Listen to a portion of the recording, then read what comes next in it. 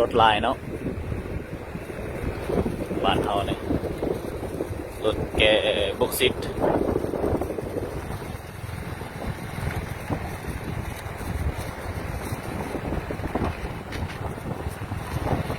ได้เป็นประมาณ10 กิโล 10 กิโลเมตรคนแหละรถขา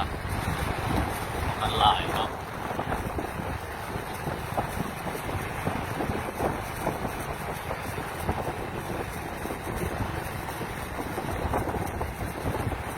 ลายแยงพี่น้องเอ้ย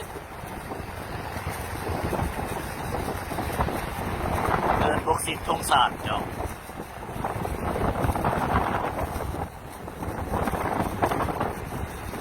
ปาติโทลายแห้งกว่านี้เนี่ยซีเมนต์คาแหละ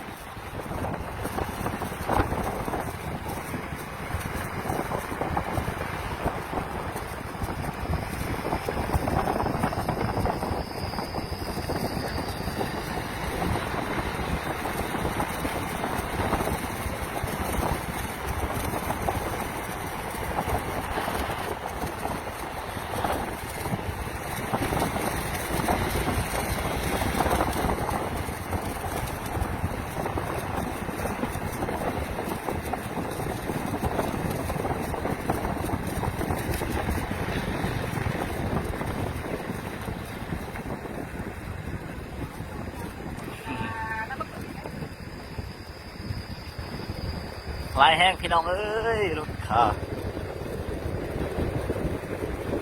ว่าขาเมื่อในชีวิตได้กันมันลงมาที่สุดละลาย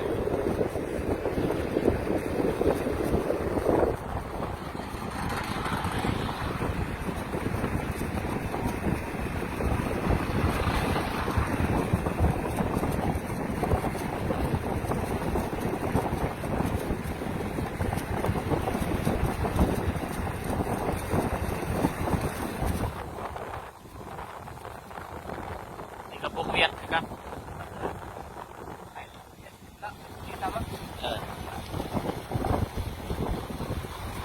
ว่าเราสิไปนอนให้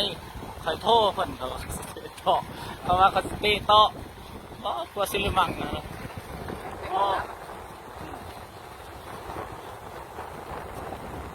ได้เป็นประมาณเป็นพันคนเลยรถขาพันวิดีโออ้อมมารถในโรงเรียนเพื่อนมันดีของโบ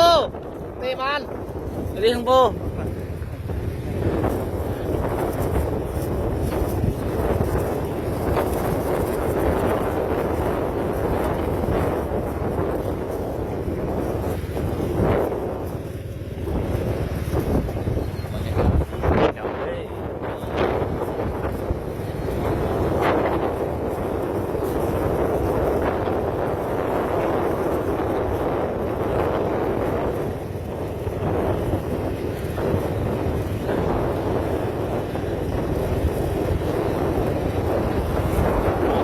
เนาะขาเนาะ